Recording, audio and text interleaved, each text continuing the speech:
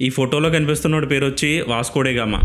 ఈ పేరు వినగానే మనకు గుర్తొచ్చే ఒకే ఒక విషయం, వాస్కో డి గామా ఇండియాకి సముద్ర మార్గాన్ని కనిపెట్టాడు అన్న విషయం. చిన్నప్పుడు ఇదే విషయాన్ని మనం స్కూల్లో చదువుకున్నాం కదా. అదేదో వీడు రాకముందు అసలు ఇండియానే లేదు, ఇండియా అనేది ఎక్కడో వేరే గ్రహంలో ఉండేది, ఆ గ్రహం నుంచి వీడు తీసుకుని వచ్చి భూమి మీద పెట్టాడు అన్న టైప్లో మన హిస్టరీ బుక్స్లోని, మన ఎడ్యుకేషన్ సిస్టంలోని వీడి గురించి చాలా గొప్పగా రాశారు. అసలు ఈ వాస్కో డి గామా ఇండియాకి ఎలా వచ్చాడు, ఇండియాకి ఎందుకు రావాలి, ఈ వీడియో మొత్తం చూసేసరికి మీకు ఆ ఇంపార్టెన్స్ ఏంటనేది క్లియర్గా అర్థమైపోతుంది. వీడియోని చివరి వరకు చూడండి, చాలా ఇంట్రెస్టింగ్ ఉంటుంది. మీకు వీడియో ఏమాత్రం నచ్చితే ఒక లైక్ చేసి చూడండి. చాలా సింపుల్ అండి. ఇండియాకి ఏ యూరోపియన్ వచ్చినా, ఏ ఇంగ్లాండ్ పర్సన్ వచ్చినా, వెస్ట్ కంట్రీస్ నుంచి ఎవరు వచ్చినా సరే జస్ట్ వ్యాపార అవసరాల కోసమే వచ్చారు. కొన్ని వేల సంవత్సరాలుగా ఈ వెస్ట్ ఇంకా యూరోపియన్ కంట్రీస్ తో మన ఇండియాకి ట్రేడ్ రిలేషన్షిప్స్ అనేవి చాలా ఈజీగా ఇంకా స్ట్రాంగ్ గా ఉండేవి. ఈ రిలేషన్ లో వస్తువుల్ని మార్పిడి, అంటే ఇండియాకి సంబంధించిన గూడ్స్ ని యూరోపియన్ కంట్రీస్ కి, యూరోపియన్ కంట్రీస్ కి సంబంధించిన గూడ్స్ ని ఇండియాకి తీసుకురావడానికి మొత్తం బై ల్యాండే యూజ్ చేసేవాళ్ళు వీళ్ళు. కానీ 1453లో టర్కీ కాన్స్టాంటినోపుల్ అనే ఒక ప్లేస్ ని ఆక్యుపై చేసుకుంది. ఈ ప్లేస్ అనేది యూరోప్ కంట్రీస్ కి ఎంత ఇంపార్టెంట్ అంటే, ఈ ఏషియా కంట్రీకి యూరోప్ కి మధ్య ఒక గేట్ లో ఉండేది ఈ ప్లేస్ ని టర్కీ తన ఆధీనంలో ఉంచుకోవడమే కాదు, యూరోప్ నుంచి కానీ ఏషియా నుంచి కానీ ఎవరన్నా ఈ ప్లేస్ ద్వారా వెళ్ళాలి అంటే ఆ ప్లేస్ లో చాలా రెస్ట్రిక్షన్స్ పెట్టడం స్టార్ట్ చేసింది. మన ఏషియన్ కంట్రీకి సంబంధించిన ఏదైనా వస్తువులు యూరోప్ కి కావాలి అని అనుకుంటే యూరోప్ మొత్తం టర్కీని బ్రతిమలాడుకోవాల్సి వచ్చేది ఆ ప్లేస్ గుండా ట్రావెల్ చేయడానికి. అయినా సరే వాళ్ళు చాలా అమౌంట్ ఛార్జ్ చేసేవారు ఆ ప్లేస్ నుంచి ట్రావెల్ చేయడానికి. సరే, ఆ ప్లేస్ నుంచి ట్రావెల్ చేయకూడదు అని అనుకుంటే ఈ టర్కీ వాళ్ళు ఎవరైతే ఉన్నారో వాళ్ళు మన ఏషియన్ కంట్రీస్లో ఉండే ఐటమ్స్ని తీసుకెళ్ళి యూరోప్కి అమ్మటం స్టార్ట్ చేశారు. పోనీ అమ్మేది ఏదైనా తక్కువగా అమ్మారా అంటే లేదు.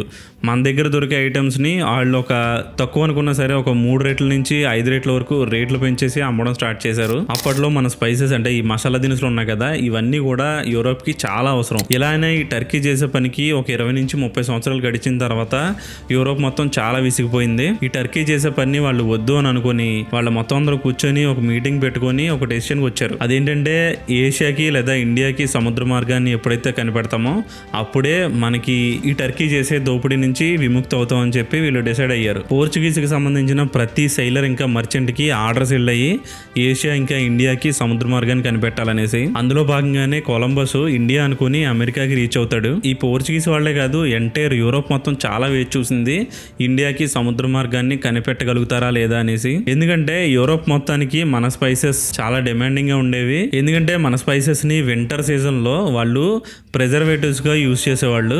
సో దానికోసం అని చెప్పి మన స్పైసెస్ ఏవైతే ఉన్నాయో అవన్నీ చాలా ఫేమస్ యూరోప్ లో. రాజులు మారుతున్నారు, ఫండింగ్ జరుగుతుంది, కానీ ఎవరు ఇండియాకి కానీ ఏషియాకి కానీ దారి కనుక్కోలేకపోతున్నారు. ఇదే టైంలో మాన్యువల్ 1 అని చెప్పి పోర్చుగీస్ కి సంబంధించిన ఒక రాజు ఈ విషయాన్ని చాలా సీరియస్ గా తీసుకొని ఒక 70 మందిని 4 షిప్లు ఇచ్చి ఈ 70 మందికి 4 షిప్పులకి వాస్కో డి గామాని కెప్టెన్ గా చేసి ఇండియాకి దారి ఎలా అయినా సరే కనుక్కోండి అని చెప్పి పంపించాడు. ఈ Vasco da Gama and team plan ఏంటంటే ఎంటైర్ ఆఫ్రికా ఖండం మొత్తాన్ని తిరిగి అక్కడక్కడ హాల్ట్ చేసుకొని అక్కడి నుంచి ఇండియాకి చేరుకోవాలని ఒక జస్ట్ నార్మల్ ప్లాన్ చేసుకున్నారు.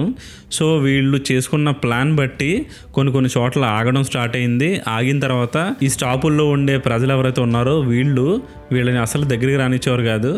వీళ్ళు దిగిన తర్వాత దిగినట్టే మళ్ళీ షిప్ ఎక్కేసి అక్కడి నుంచి బయలుదేరిపోవాల్సి వచ్చేది.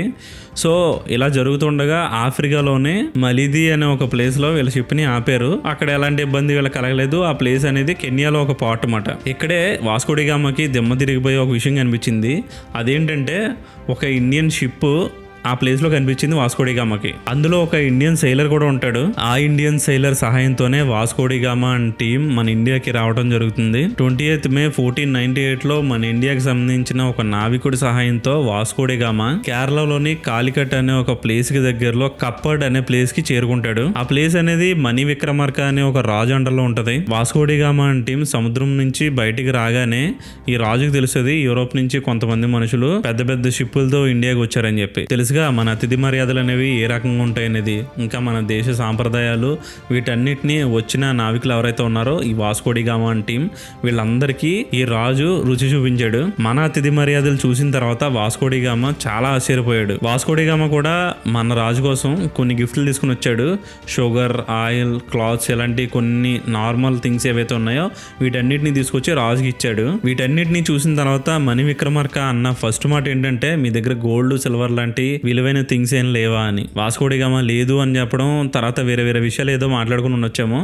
కానీ వాస్కోడిగామా వెంటనే స్టార్ట్ చేసిన విషయం ఏంటంటే, ఈ అరబ్ షేక్స్ ఎవరైతే ఉన్నారో వీళ్ళంతా ఇక్కడ కొనుక్కున్న వస్తువుల్ని వాళ్ళకి డబుల్ త్రిబుల్ రేట్లు పెట్టి అమ్మేస్తున్నారని చెప్పి చెప్పడం, మీరు మాకు ఈ ట్రేడ్కి కొన్ని అగ్రిమెంట్స్ చేసుకోండి మాతో, మేము మీతో ఈ వస్తువులన్నింటినీ కొనుక్కుంటాం, మా యూరోప్కి తీసుకెళ్తాం ఈ వస్తువుల్ని, మాకు తక్కువ రేటుకి ఇవ్వండి అని చెప్పి ఈ రాజుని ఒప్పించగలిగాడు. ఈ వాస్కోడిగామా ఇక్కడ ఇండియాకి వచ్చిన విషయం అక్కడ అరబ్ షేకులకి తెలిసిన తర్వాత వాళ్ళు గాబరా పడ్డం మొదలు పెట్టారు, ఏం జరుగుతుంది ఏంటి అనేసి. మొత్తానికి ఒక 3 నెలల తర్వాత వాస్కోడిగామా ఈ రాజును ఒప్పించగలిగాడు. 3 నెలల తర్వాత అన్ని అగ్రిమెంట్స్ చేసుకొని వీళ్ళు సేమ్ వచ్చిన దారినే మళ్ళీ వెళ్ళడం స్టార్ట్ చేస్తారు. వెళ్ళే దారిలో 2 షిప్లు మునిగిపోతాయి. 170 మంది వచ్చారు కదా, దీంట్లో 55 మందే ప్రాణాలతో ఉంటారు. ఇదంతా కెన్యా వెళ్లే దారిలోనే జరుగుతుంది. కెన్యా నుంచి ఇండియా రావడానికి మన ఇండియన్ సాయం చేశాడు కాబట్టి వాస్కోడిగామా టీం ఎవ్వరూ ప్రాణాలు కోల్పోకుండా 0 క్యాజువాలిటీస్ తో ఇండియాకి చేరుకోగలిగారు. కానీ ఇండియా నుంచి కెన్యాకి వెళ్ళడానికి 100 మంది వరకు చనిపోతారు, 2 షిప్లు మునిగిపోతాయి. ఇంకేదో విధంగా 55 మంది పోర్చుగల్ వెళ్ళిపోతారు. వెళ్ళిన తర్వాత మాన్యుల్ 1 రాజు ఎవరైతే ఉన్నారో మనోడు వీళ్ళకి ఇచ్చిన వెల్కమ్ ఉంటుంది, మామూలుగా ఉండదు. వాస్కోడిగామా ఇండియా నుంచి పోర్చుగీస్ వెళ్ళిపోతున్నప్పుడు మన రాజా మణివిక్రమార్క కొన్ని గిఫ్ట్లని వాస్కోడిగామా అండ్ టీంకి ఇవ్వడం జరుగుతుంది. ఈ వాస్కోడిగామా అండ్ టీం పోర్చుగల్ వెళ్ళిన తర్వాత ఆ గిఫ్ట్లని వాల్యూ చేస్తే వాళ్ళు పోర్చుగల్ నుంచి ఇండియాకి వచ్చి ఇండియా నుంచి పోర్చుగల్ వెళ్ళడానికి ఎంతైతే డబ్బు ఖర్చు అయిందో దానికి 60 రెట్లు, ఎంత 60 రెట్లు ఎక్కువ ఈ రాజా మణివిక్రమార్క ఇచ్చిన గిఫ్ట్ల వాల్యూ. పోర్చుగీస్ అనే ఒక పెద్ద దేశం ఇండియాకి ట్రావెల్ చేయడానికి అంతగా ఫండింగ్ చేయలేకపోయింది, చాలా కష్టపడేవారు. కొంతమందిని పంపించిన తర్వాత కొంతకాలం గ్యాప్ తీసుకొని ఆ గ్యాప్ మళ్ళీ కొన్ని రోజులు మనీ అరేంజ్ చేసుకొని వాళ్ళు ఇండియాకి సేల్ చేయడానికి చాలా కష్టపడేవారు డబ్బుల విషయంలో. ఇండియాకి ఒకసారి ట్రావెల్ చేస్తే జస్ట్ మనోళ్ళు గిఫ్ట్గా ఇచ్చిన థింగ్స్ వాల్యూ అనేది 60 రెట్లు అంటే ఇండియా ఏ స్టేజ్లో ఉండేదో ఒకసారి అర్థం చేసుకోండి మీరే. నాకు తెలిసి ఈ రాజా మణివిక్రమార్క అనే అతను మేబీ సామంతరాజు అయి ఉండొచ్చు, లేదంటే మన రాజరాజ నరేంద్రుడు ఇలాంటి కొంతమంది అంతగా పేరు లేని రాజులై ఉండొచ్చేమో. కానీ ఈ వాస్కోడిగామా అశోక చక్రవర్తి లేదంటే చంద్రగుప్త ఇలాంటి రాజులు కానీ కలిసి ఉంటే వాళ్ళు ఈ రేంజ్లో ఆశ్చర్యపోయేవారో ఒకసారి మీరే ఆలోచించుకోండి. మనం ఇలాంటి విషయాలన్నీ దాచేసి వాస్కోడిగామా ఇండియానికి దారి కనిపెట్టాడు లేదంటే ఇండియానే లేదు అని ఈ టైపు విషయాలన్నీ ఎందుకని హిస్టరీలో పెట్టారో నాకైతే ఏం అర్థం కావట్లే. అసలు నాకు వాస్కోడిగామా అనే ఒక పర్సన్ ఇండియాకి ఎందుకు వచ్చాడు, అసలు వీడు వచ్చిన తర్వాతే ఇండియాకి బ్రిటిషర్స్ వచ్చారు. బ్రిటిషర్స్ పోర్చుగీస్ వాళ్ళు వీళ్ళిద్దరూ కొట్టుకొని ఇండియాని డివైడ్ అండ్ రూల్ చేసి మొత్తం దోసుకొని వచ్చారు. వీళ్ళు రావడం వల్ల ఇండియాకి ఏ ఉపయోగం లేదు. అయినా సరే వీళ్ళ గురించి మన హిస్టరీలో ఎందుకు పెట్టుకుంటున్నారో నాకైతే తెలియదు. నాకు తెలిసి నేను నా 6th 7th క్లాస్లో చదివినట్టు గుర్తు, మరి ఇప్పటికీ ఉందో లేదో నాకైతే ఐడియా లేదు. సో వీడియో అయితే ఇంతే. మీకు ఏమాత్రం నచ్చిందంటే వీడియోకి లైక్ చేయండి. ఇలాంటి విషయాల్లో మీరు ఇంట్రెస్టెడ్గా ఉన్నారంటే ఇలాంటి విషయాల గురించి మనం ఇంకొంచెం ఎక్కువగా మాట్లాడుకుందాం. ఛానల్ని సబ్స్క్రైబ్ చేసి పెట్టుకోండి. ఇలాంటి విషయాలు మీ ఫ్రెండ్స్ అండ్ ఫ్యామిలీలో ఎవరికైనా ఇంట్రెస్ట్ అని అనుకుంటే ఈ వీడియోని షేర్ చేయండి. ఉంటాయి ఇంకా.